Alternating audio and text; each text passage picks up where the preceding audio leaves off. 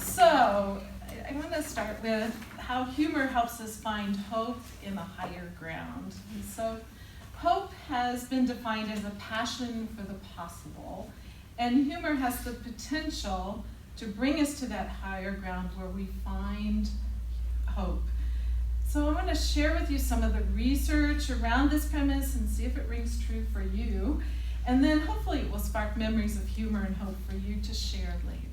The first study I want to mention is by a Texas A&M professor, Dr. David H. Rawson, and he researched the ability of a movie comedy to increase hope.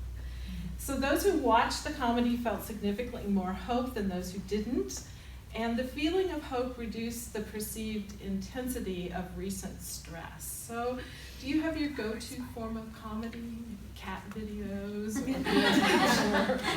kids say the darndest things, stand-up comedians. If my husband and I are trying to pick out a movie, he would prefer sci-fi and I want the drama, but we can always agree on comedy. And then the videos of our grandchildren, but anyway. So in 1993, a study by a researcher, Kay Hirth, said that 94% of high hope individuals indicated that lightheartedness is a necessary component for dealing with difficult life events. I don't know about you, I hope you have memories like this too, but my sisters and I still chuckle about the altar server who wore fluorescent green tennis shoes to my dad's funeral. And that had to have been one of the hardest days of our life, but there was a chuckle in there that lifted our spirits. And I have a friend named Debbie, and we often will cheer each other on with humor through the tough responsibilities of caring for elderly people in nursing homes. So one day she got a call about the ruckus her aunt had created at lunch in the dining room, and she flashed her naked chest, and obviously she had a hard time getting dressed, and she noticed it. I beat her though, I think, because that same day I got a call about my grandmother stealing all the dentures in and throwing them on the nurse's desk because they hadn't answered her call button. So, I don't know how they sorted those back out. And the laughter we share in those stories, it helps us from crumbling under the real pressure that we feel during that great responsibility. And I hope you have your own stories of humor lightening your load during challenging times as well. During a recent study with 23 exceptionally altruistic individuals, it was conducted by Ann Colby and William Damian of Stanford University. Their in-depth interviews found that a lively sense of humor was key to helping altruists bounce back from disappointments, discouragement, and setbacks. So for all their seriousness of purpose, these altruists share a whimsy that fosters hope, even when they are taking enormous risks and facing danger.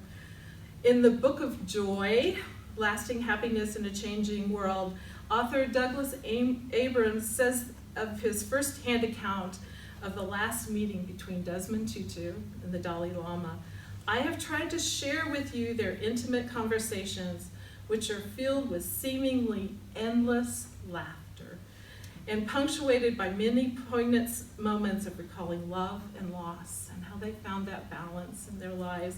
These two powerful men who have sacrificed so much for the greatest common good also are leaving this legacy of joy in their wake. So I hope you can call to mind some inspirational people you know who brighten the world with their humor.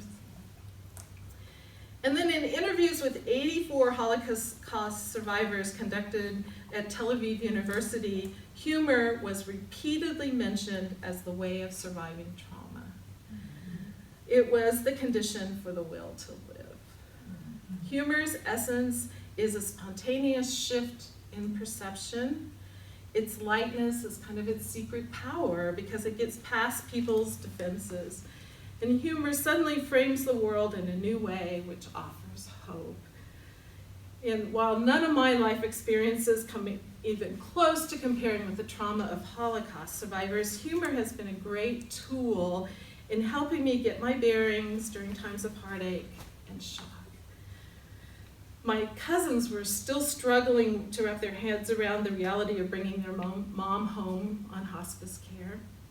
And before entering their farmhouse, they very cautiously had me wash my hands and take my shoes off, and then they opened the door to let me in, and in ran a baby pig. Ran straight into Aunt Maggie's room. And he didn't take his shoes off. But it was a total change of perspective, as if we needed to be that cautious in hospice care. But for them, they were trying to do something.